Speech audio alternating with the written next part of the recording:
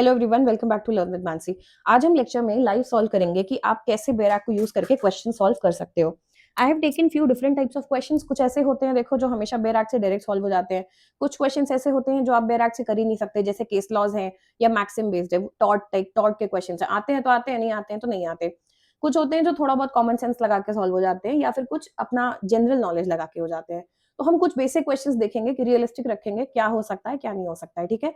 इसके बाद भी आपके मन में और क्वेश्चंस हो then feel free to comment those questions या send them on my Telegram, और मैं उन्हें एक वीडियो में इनकॉर्पोरेट करके सॉल्व करने की कोशिश करूंगी आपके सामने, ठीक है। चलो स्टार्ट करते हैं। पहला क्वेश्चन देखते हैं। What should be the age difference between the adoptive father and his adopted daughter for a valid adoption. Question किस बारे में? अडॉप्शन के बारे में। कौन सा बेयर एक्ट आएगा? फैमिली का। फैमिली में कहाँ पे जाएंगे हम? एडॉप्शन का सेक्शन। ये जो सेक्शन है इसी में मेरा आंसर है, ये हमें पता है। अब इसको जब आप पढ़ोगे और क्योंकि आपने पीवाईक्यू साथ में लगाए होंगे तो आपको समझ में आएगा other conditions for a valid adoption एक टॉपिक इंपॉर्टेंट लग रहा है। यहाँ पे हम जाएंगे पेज नंबर 39 और मैं जाके इसे पढ़ने की कोशिश करूंगी। अगर मान लो सीधे दिमाग में नहीं भी आ रहा है तो भी आप अडॉप्शन में घुसना शुरू करो। Capacity of a male Hindu, क्योंकि मेल हिंदू की बात हो रही है। यहाँ पे आंसर नहीं मिला। अच्छा, अदर कंडीशंस क्या हो सकती हैं? पॉइंट नंबर 3 देखोगे तो पता चलेगा। अगर कोई मेल अडॉप्ट कर रहा है एक फीमेल को तो फिर उस केस में 21 ईयर्स का गैप होना चाहिए। ये आंसर में मिल गया। आंसर इज सी, 21 ईयर्स, ठीक है। देखो मैंने यहाँ अटैच भी कर दिया ताकि आप देख लो। Next question. What is a contract of marriage which may be dissolved by the wife under a power delegated to her called under Muslim law? अब ये बेर एक्ट में कहीं नहीं दिया है। मुस्लिम लॉ के जो 2-3 एक्ट्स हैं हमारे पास, ये उसमें कहीं नहीं मेंशन्ड है। आपने थ्योरी पढ़ी है या आपने पीवाईक्यूज में कहीं इसको सुना है तो आपको आता होगा, या आपकी अगर जनरल नॉलेज में बाई चांस आपको ये पता है, ठीक है। तो इसका और कोई तरीका है ही नहीं करने का। तो इसका आंसर है सी, तलाक तफवीज। 4 तरह के तलाक बता दिए। अब इनमें से कोई अगर रिपीट होता है तो आपको पता चले। अब अगर ये क्वेश्चन मेरे सामने एग्जाम में आता हो, मुझे वाइल्ड गेस करना होता क्योंकि मैंने नहीं पढ़ा, मुझे नहीं आता, तो मैं क्या करती? मेरा अपना जो जनरल अवेयरनेस है समाज को लेके, बेसिक नॉलेज है, उस बेसिस पे सोचती। सुन्नत हमेशा उस चीज को बोला जाता है इस्लाम में जो बिल्कुल कायदे नियम कानून के हिसाब से चल रही हो, ठीक है। तो मुझे दिमाग में आता है कि सुन्नत में रिश्ता तोड़ने की बात शायद ना कर रहे हो। देखो तो यहाँ पे डिवोर्स में रिकनसाइल करने का स्कोप है, तो मैं सुन्नत को अवॉइड करती मार्क करना। अब बाकी तीनों में मैं गेस करती कि कोई एक आंसर होगा, ठीक है। आंसर इज तलाक तफवीज। Next question. A is the mother of B. She becomes a widow and remarries. B dies. Can A succeed to him as mother? And दोनों हिंदू है, दोनों हिंदू है तो हमें बता दिया। हमें बैराक तो ये यूज करना है, ठीक है, फैमिली लॉ ही करना है। और मुद्दा अब है सक्सेशन का। ए जो है वो बी की मदर है। मदर विडो हो जाती है, मदर दोबारा शादी कर लेती है, फिर बेटा मर जाता है बिना किसी विल के, ठीक है। तो क्या मदर का शेयर पे इन्हें सक्सीड कर सकती है? सक्सेशन में हमने पढ़ा है कि कौन कौन सक्सीड करता है, ये हमें स्केड्यूल्स में बताया गया है। तो हम हिंदू सक्सेशन एक्ट में जाएंगे, स्केड्यूल्स देखेंगे जाके, पेज नंबर 33 पे दिए हैं हमें, और हम वहां जाके चेक करेंगे कि किसका राइट बनता है। यहाँ पे क्लास 1 एंड क्लास 2 एयर दिए हुए हैं, तो हमें ये बात बेसिकली हमने पढ़ी रखी है कि क्लास 1 एयर्स पहले आते हैं और अगर उनमें कोई नहीं मिलता तो हम क्लास 2 में जाते हैं। हम क्लास 1 एयर चेक करते हैं। सन, डॉटर, विडो, मदर। मदर यहाँ पे है। अब मदर ने 2 शादी कर ली हो, बाद में कुछ कर ली हो, बेटे की माँ तो वही रहेगी, ठीक है। और मदर का हक एज अ क्लास 1 एयर रहेगा, इसलिए इसका आंसर है यस। नेक्स्ट क्वेश्चन देखते हैं। अब देखो मैच द फॉलोइंग है। ये अगेन सारे केस लॉ से रिलेटेड है। आपको आता है तो आता है, नहीं आता है तो नहीं आता है। ट्रिक क्या होती है क्वेश्चन सॉल्विंग की कि अगर आपको एक भी आता है तो उसका यूज करना सीखो। फॉर एग्जाम्पल मुस्लिम लॉ में बहुत फेमस केस है Shayara Bano versus union of India. 2 case सबसे लैंडमार्क बहुत फेमस है, एक शाह बानो और एक शायरा बानो, ओके। शायरा बानो किस बारे में था? ट्रिपल तलाक के मामले में था, और जानबूझ के यहाँ मेंटेनेंस का ऑप्शन दिया गया आपको कंफ्यूज करने के लिए। शायरा बानो वाज ट्रिपल तलाक, Shah Bano was maintenance, okay. अब क्योंकि मुझे ये बात पता है ई का 5 सिर्फ यहाँ पे है, तो मैं ऑटोमेटिकली बाकी ऑप्शन मेरे लिए गलत हो गए और बी सही हो गया। This is when I don't know anything about any other option. By chance आपको और ऑप्शंस के बारे में कुछ भी पता हो तो उस केस में आप उसे मार्क कर सकते हैं। किसी को सुन्नतुल कौल का अगर मतलब पता है, सुन्नतुल तकरीर का मतलब अगर पता है, तो उस केस में उसके लिए आसानी हो जाएगी, ठीक है। और आंसर्स यहाँ पे क्या है वो मैंने अटैच कर रखे हैं। Next question. Nisha and Aakash are separated and they both seek custody of their minor child. Okay. Nisha has been the primary caregiver while Akash claims that he can provide better financial stability. दोनों court के पास गए, किसके under गए? Guardians and wards act. ये मेरे बेर act में तो नहीं है। Which of the following factors will the court primarily consider? Court किस बात पे ध्यान देगा एक बच्चे को अडॉप्शन में देने के टाइम? फाइनेंशियल स्टेबिलिटी पेरेंट्स की, gender of the child, welfare and best interest, या फिर parent who is more financially stable को ऑटोमेटिकली कस्टडी मिल जाएगी। ऑप्शन डी नहीं है। अब ये ना कॉमन सेंस पे भी सॉल्व हो जाएगा। मान लो मेरे पास गार्जियंस एंड वार्ड्स एक्ट नहीं है, मुझे लग रहा है मैं क्या करूं? बेसिक कॉमन सेंस पे चलेंगे। क्या ऐसा हो सकता है कि एक के पास पैसा ज्यादा है तो आप उसको बच्चा दे दोगे? कभी ऐसा सुना है? ये जनरल अवेयरनेस है, लॉ के स्टूडेंट हो, बेसिक बात है, नहीं हो सकता। जेंडर ऑफ द चाइल्ड की बेटा है तो इसके पास, बेटी है तो इसके पास, ऐसा भी नहीं होगा। फाइनेंशियल स्टेबिलिटी सिर्फ देख के दे दिया जाए, अगेन पैसे की बात हो गई, नहीं हो सकता। हमेशा court welfare of the child सबसे ऊपर रखता है। हमारे लॉ का पॉइंट ही यही है कि हमेशा बच्चे के मामले में आपको बच्चे का वेलफेयर सबसे ऊपर रखना है। तो आंसर क्या होगा? Welfare of the child.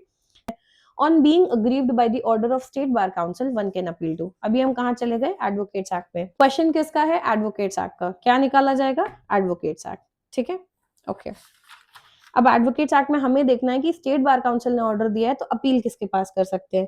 Bar council, state bar, अच्छा यहाँ पे कहीं कुछ इससे रिलेटेड है, इनके फंक्शंस दिए हुए हैं। No. Admission and enrolment of advocate, इससे रिलेटेड टॉपिक नहीं है। Right to practice, conduct of advocate, miscellaneous, अच्छा कहीं तो होना चाहिए इसी में, चलो ढूंढते हैं। स्टेट बार काउंसिल क्या क्या करेगा? डिस्प्यूट होंगे तो क्या होगा? अच्छा, certification of enrolment, right of pre audience, persons who may be admitted, disqualification, किसके पास एनरोलमेंट होगा? Power to women. अच्छा ठीक है, यहाँ मुझे नहीं मिल रहा आंसर। ओके, टाइम देते हैं। ओके, यहाँ पे भी नहीं दिख रहा है कहीं पे। अच्छा, पनिशमेंट क्या हो सकती है? देखो यहाँ मिला मुझे पढ़ते पढ़ते। अब अगर मैंने इंडेक्स बहुत अच्छे से देखा होगा, कई बार प्रैक्टिस किया होगा, तो ये याद भी हो जाएगा, बट ह्यूमन नेचर है, आपको टाइम लगेगा। कंडक्ट ऑफ एडवोकेट्स में appeal to bar council of India, appeal to supreme court, ऐसे ऑप्शंस दिख रहे हैं। तो मैं अपील में जाऊंगी, पेज नंबर 21 में। Okay, appeal to bar council of India क्या लिखा है यहाँ पे? Any person aggrieved by any order of the disciplinary committee of a state bar council. किसके ऑर्डर से प्रॉब्लम थी मुझे? स्टेट बार काउंसिल के। ठीक है, तो कहाँ जाऊंगी मैं? और the advocate general may within 60 days of the communication of the order prefer an appeal to bar council of India. इन्होंने दिया है कि अगर मुझे स्टेट बार काउंसिल के ऑर्डर से प्रॉब्लम है तो मैं कहाँ जाऊंगी 60 डेज के अंदर? बार काउंसिल ऑफ इंडिया में। सेकेंड पॉइंट में ये भी दिया है, अगर ऐसी अपील वहां पे सुनते हैं बार काउंसिल ऑफ इंडिया में, ठीक है, और वो पनिशमेंट देंगे। ओके, और नेक्स्ट सेक्शन में क्या दिया हुआ है ये मैं यहाँ बता दे रही हूँ एडिशनल, अगर उनके ऑर्डर से भी प्रॉब्लम हो कि person aggrieved by the order of bar council of India, okay, तो आप 60 डेज के अंदर कहाँ जा सकते हो? सुप्रीम कोर्ट के पास। तो मेरा आंसर मुझे सेक्शन 37 में मिल गया, बार काउंसिल ऑफ इंडिया। तो answer is C, bar council of India. समझ में आ गया? अगला देखते हैं। Right to freedom to acquire, hold and dispose of property is abolished by. अब ये है कॉन्स्टिट्यूशन से क्वेश्चन। एग्जाम में ये मत करना हर क्वेश्चन में नई बेयर एक्ट निकालना, ये मैं आपको जानबूझ के इस तरह से दे रही हूँ, ठीक है। प्रॉपर्टी से रिलेटेड है, पहले फंडामेंटल राइट था, एबॉलिश किया गया है ना? ठीक है, फंडामेंटल राइट में तो कहीं दिख नहीं रहा मुझे। ओके ओके ओके, चलो एक बार फंडामेंटल राइट जाके देख लेते हैं। बिल्कुल टिपिकल तरीके से ही करेंगे, जैसा एग्जाम में दिमाग चलता है ना उसी हिसाब से काम करते हैं, ठीक है। फंडामेंटल राइट में कहीं दिख रहा है ये क्वालिटी, क्वालिटी थी, ये तो एबॉलिश हुआ है ना, तो कहीं एबॉलिश्ड वाला दिखना चाहिए अगर है तो। ये देखो, कंपल्सरी एक्विजिशन ऑफ प्रॉपर्टी, ये था repealed bye 44th amendment act 1978, मेरे सामने दिया है। तो right to freedom to acquire, hold and dispose of property, ये जो था 31, ये कहाँ से हटा है? क्लियरली यहाँ लिखा है 44th amendment act. Answer is a, ठीक है, मिल गया। Entry number 22 of the concurrent list deals with. Concurrent list कहाँ दी है? इसी में दी है। कहाँ दी है? पीछे दी है। भाग के जाएंगे पीछे, हम इंडेक्स में ही पहले देख लेते हैं एग्जैक्टली कहाँ दी है। स्केड्यूल्स जो हैं उनके अंदर दी होगी। ये जो आपके स्केड्यूल्स हैं 164 के आसपास से स्केड्यूल स्टार्ट हो रहे हैं, तो हम यहाँ से चेक करते हैं। नहीं पता मुझे किस शेड्यूल में, अब क्या करूं? देखती जाती हूँ, स्टेट्स के नाम दिए हैं। अच्छा ओके, आगे और चलते हैं। प्रोविजंस ये सब दिया है, मेरे मतलब का कुछ नहीं है। ओथ वाला दिया हुआ है। अच्छा अच्छा, आगे बढ़ते हैं। एलोकेशन ऑफ सीट्स दिया है, एडमिनिस्ट्रेशन दिया है, स्केड्यूल एरिया, 6 शेड्यूल पे आ गए हम। लिस्ट कहाँ है? चलो ढूंढते हैं। मैं बिल्कुल एग्जाम की तरह सॉल्व कर रही हूँ, जैसे एग्जाम में दिमाग चलता है ना, एग्जैक्ट सेम काम करेंगे यहाँ पे हम, ठीक है। अच्छा मिल गई, 7 शेड्यूल में लिस्ट है। अब चलो एग्जाम में याद रहेगा 7 शेड्यूल में लिस्ट है। कौन सी लिस्ट पूछी है मुझसे? कॉन्करेंट, ये थी यूनियन, ये है state, okay. Concurrent list, item number 22, entry number 22 क्या है? Trade unions, industrial and labour disputes. कौन सा है इस बारे में? Option C, trade unions and industrial and labour disputes. देखो सोशल सिक्योरिटी का कोई लेना देना नहीं है, industrial disputes concerning trade union सिर्फ इतना नहीं है, ठीक है, लेबर भी है उसमें, और उससे बेटर ऑप्शन मुझे सी दिख रहा है, एंड डी का भी सिर्फ लेना देना नहीं है, तो आंसर इज सी। देखो डन, बेयर एक्ट यूज करके। अब ये लास्ट ईयर का क्वेश्चन है, चलो इसे देखते हैं। Which of the following statement is correct about 106th Constitutional Amendment Act? Amendment Act तो बीच में कहीं ऐसा बना के दिया नहीं है, तो डायरेक्ट तो नहीं मिल रहा। अब चलो देखते हैं क्या कर सकते हैं। ये अच्छा क्वेश्चन है, इसको ध्यान से समझना, ठीक है। It introduces Article 239A, okay, by which seats are reserved for women in Legislative Assembly of the National Capital Territory of Delhi। अब मुझे एक आर्टिकल दिया है, तो चलो भाग के वहीं चलते हैं।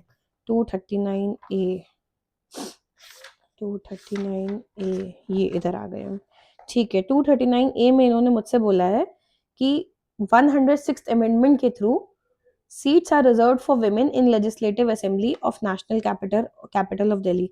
जब इसको पढ़ते जाएंगे ऐसी कोई बात मुझे दिख नहीं रही है। फिर एक पॉइंट दिखता है यहाँ पे, seats shall be reserved for women in legislative assembly of national capital territory of Delhi.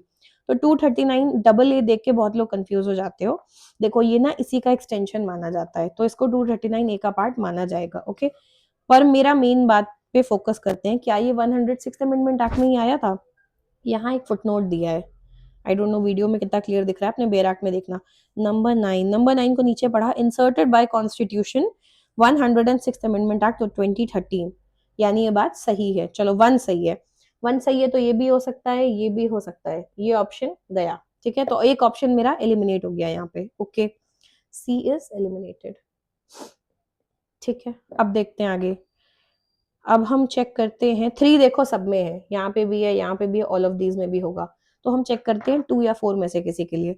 Option number 2 क्या है? It introduces article 338 providing for the reservation of seats for women in the house of people. भाग के जाते हैं 338 पे, 338,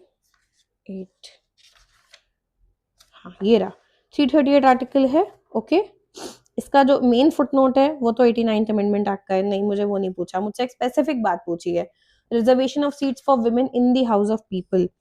क्या ऐसा कुछ है? यहीं पे चेक कर लो नीचे, 106 कहीं दिख रहा है क्या? 338 में 106 दिख रहा है मुझे कहीं?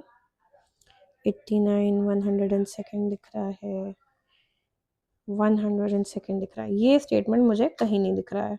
तो फिलहाल के लिए मैं मान के चलती हूँ 2 पॉसिबली नहीं है, तो मेरा आंसर होना 1, 3 एंड 4 चाहिए। लगे हाथ, चलो 4 को कंफर्म कर लेते हैं just to be sure.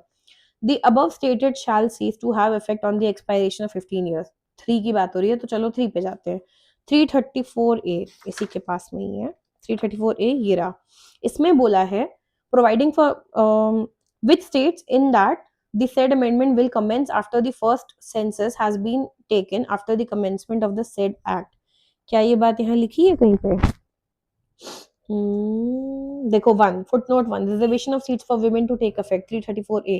Footnote 1 क्या लिखा है? Inserted by 106th amendment act, यानी कि 1 सही है, 3 भी सही है, और 4 यहीं चेक ही कर लेते हैं, नीचे इसी में लिखा हुआ है, 4 में यहीं पे एडेड है 334A में, क्योंकि उन्होंने बोल ही दिया है 4, इधर वे मेरे आंसर में 4 फिट हो ही रहा है ना। शैल टेक इफेक्ट ऐसा ऐसा ऐसा, अच्छा दिया हुआ है यहाँ पे, ठीक है। तो हमारा आंसर हो गया बी, 1, 3 एंड 4। देखो 1 इधर भी है, ये इधर अटैच है, 3 एंड 4 यहाँ अटैच है। तो this is how you solve the question. अब 106th अमेंडमेंट एक्ट डायरेक्ट कहीं नहीं दिया है, तो आप सोचोगे कॉन्स्टिट्यूशनल का बेरा कैसे यूज करें?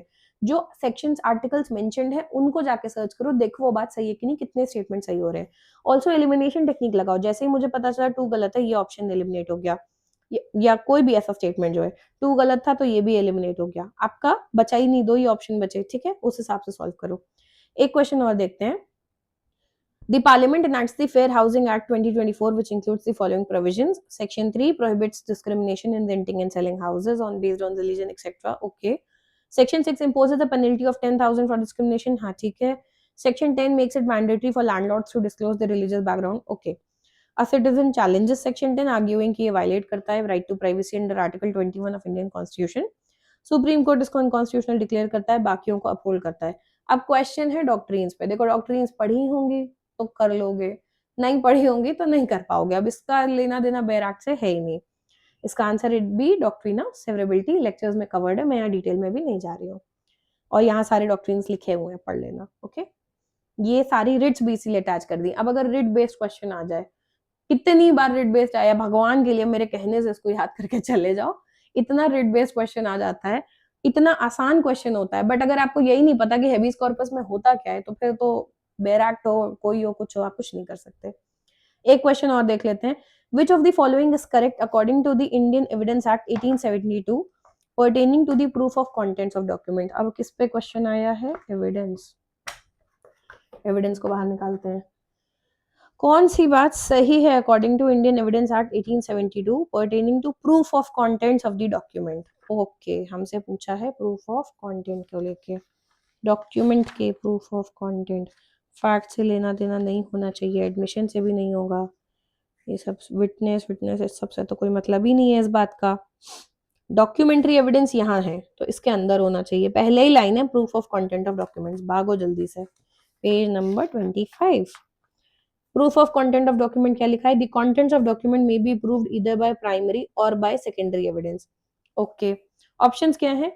Contents of the documents shall be proved by primary evidence, by secondary evidence, both, या फिर और।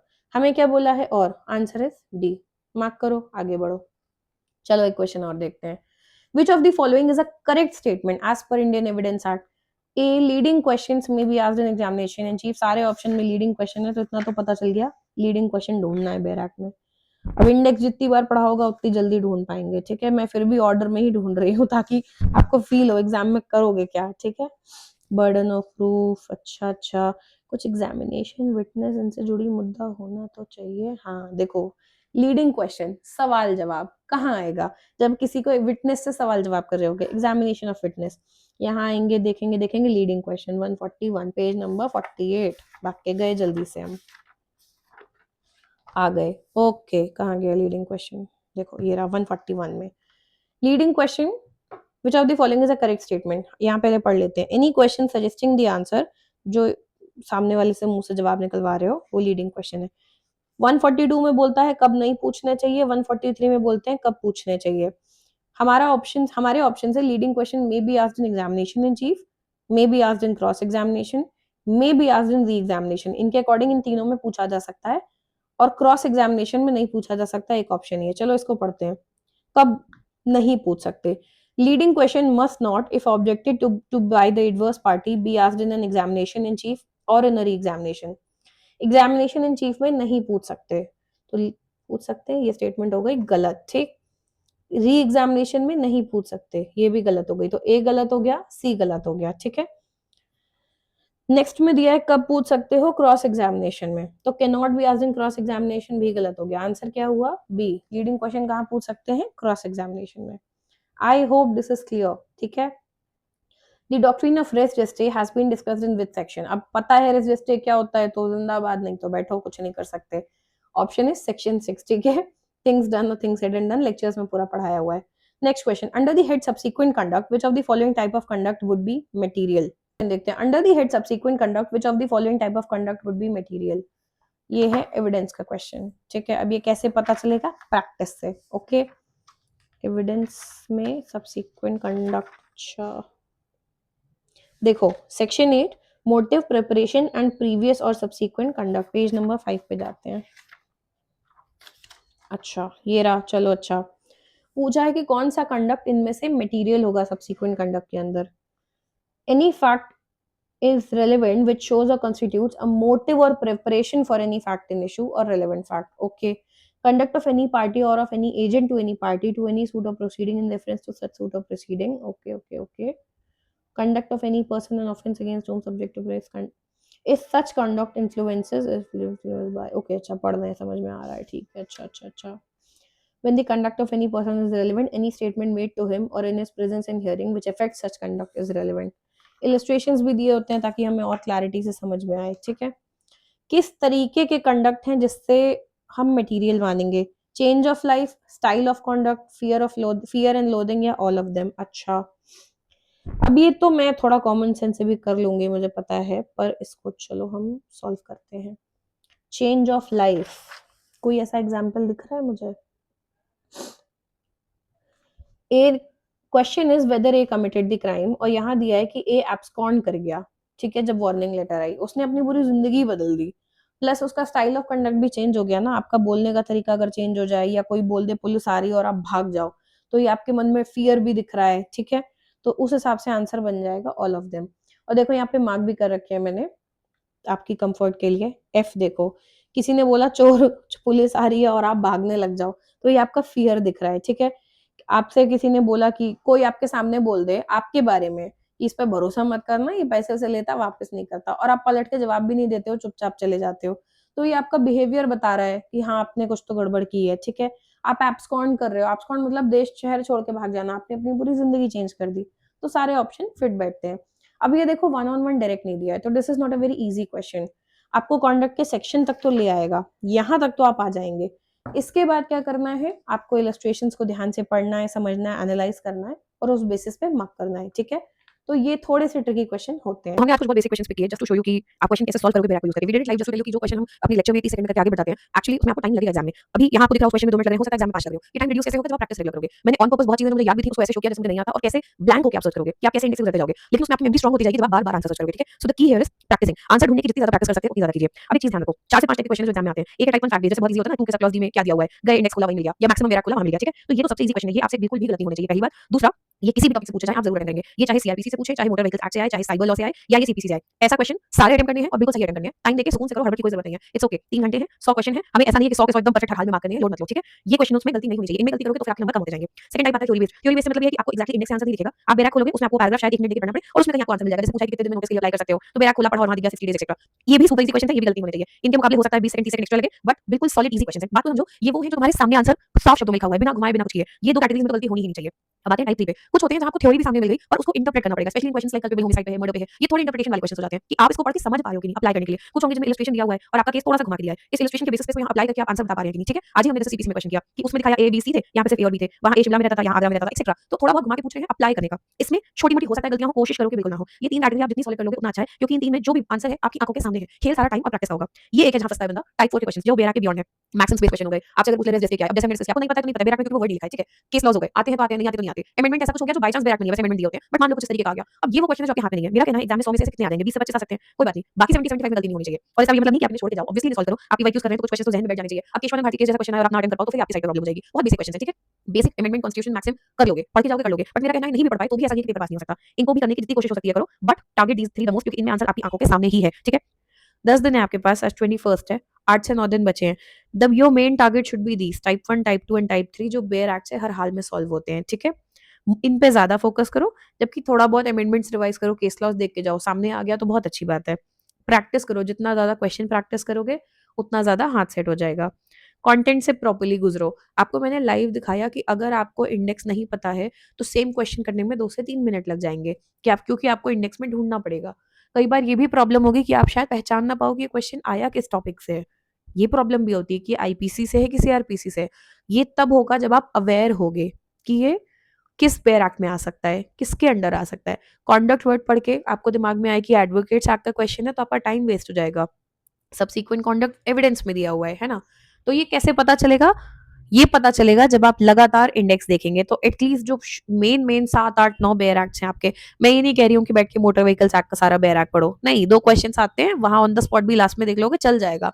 बट जो आपके मेन बेयर एक्ट्स हैं, जैसे कि सीपीसी है, सीआरपीसी है, एविडेंस है, फैमिली है, कॉन्स्टिट्यूशन है, और भी जो 2 4 है, इनके इंडेक्स को बार बार अच्छे से देखिए ताकि आपको इनमें मेमोरी में रहे कि कहाँ जाना होगा। जब आपको कोई डेफेमेशन बोले तो आप पहले पेज से ढूंढने शुरू करोगे तो 8 10 पेज तक इंडेक्स में ढूंढते रहोगे। आपको पता होना चाहिए कि लास्ट में है ना, कहीं आखिरी में, इतना भी याद होगा तो काफी है कि मैं पीछे से देखना शुरू करूंगा लास्ट के 1 2 पेजेस में ही कहीं पे है शायद। ऐसे आपका टाइम बचता है। एंड माइनर लॉस छोड़ के मत जाना। इस भरोसे मत जाओ कि कॉन्स्टिट्यूशन से 10 सवाल आते हैं, इससे 8 आते हैं, इससे 10 आते हैं, वाह वाह वाह 40 क्वेश्चन हो गए। It does not work like that. 10 सवाल आते हैं कॉन्स्टिट्यूशन से, आप ही की किस्मत ऐसी निकली कि 5 केस लॉस पूछ लिया और आपको नहीं आते होंगे तो क्या करोगे। Don't take that kind of risk. Minor loss आधे आधे घंटे में कवर हो जाते हैं, एटलीस्ट पीवाईक्यूज उनके करके जाओ। और बेयर एक्ट जरूर लेके जाना, ये हीरो गिरी मत करना कि मैं बेयर एक्ट नहीं लेके जाऊंगा, बिल्कुल लेके जाओ, एक 25 क्या 30 लेके जाओ, कोई फर्क नहीं पड़ता है, ठीक है। फैक्ट बेस्ड क्वेश्चन अगर किसी इजी माइनर लॉ से आ रहा है तो आपका क्या जा रहा है। अगर मोटर व्हीकल्स एक्ट में पूछ ले 2 के ई में क्या लिखा है, इतना इजी क्वेश्चन है, 1 मिनट के अंदर सॉल्व हो जाएगा, आपका 1 मार्क कंफर्म सेफ 100% सही हो जाएगा। क्यों रिस्क लेना चाहते हो फालतू का। तो बेयर एक्ट जरूर लेके जाओ और माइनर लॉस को मिस मत करो, ठीक है। सो स्टे ट्यून्ड, अच्छे से पढ़ो। इसमें आपको चाहिए कि मैं और कुछ क्वेश्चंस करके दिखाऊँ, तो आप या तो कमेंट में या फिर टेलीग्राम पे मुझे वो क्वेश्चंस भेजना, तो I will try to make a video on this. मेरा पहला फोकस पीवाईक्यूज़ कंप्लीट करने पे है, so I have kept this very short and try to show it live कि कैसे कर सकते हो, कैसे अपने आप को प्रेज़ेंट रखना दिमाग को, और काम रहने की ज़रूरत है आपको। पैनिक करोगे ना तो फिर बचा-खुचा भी नहीं कर पाओगे। इवन आपको दिखाया मैंने, जब मुझे एक बार में नहीं भी मिलता है, I am very smoothly going through. कहाँ जाएगा? बुक में ही तो होगा, बुक से बाहर तो नहीं जा सकता ना। 1 मिनट की जगह चलो कोई बात नहीं, किसी क्वेश्चन में 2-3 मिनट लग जाएँगे। पेपर सॉल्विंग में कैसे दिमाग लगाना है, उस पे I have already made a video कि कहाँ टाइम देना है। अब आपको फैक्ट बेस्ड क्वेश्चन है और 3-4 मिनट लग रहे हैं, तो फिर उसको छोड़ दो, पहले बाकी करो। जो आता है पहले वो अटेम्प्ट करो, फिर बाद में आना। ये सब हम पहले ही बात कर चुके हैं। This was a mix of questions. हमने ये अप्रोच पहले ही डिस्कस की कि पहले टाइप 1 टाइप के कर लो सारे, फिर टाइप 2, फिर टाइप 3 और एंड में टाइप 4। तो अपने हिसाब से इसको हम अलग-अलग स्ट्रैटेजी में देख चुके हैं, ठीक है? I hope this is helpful. If you want more guidance on this ज़रूर बताना। I will try my best to bring up something on this, okay? Stay tuned, keep watching. Bye bye.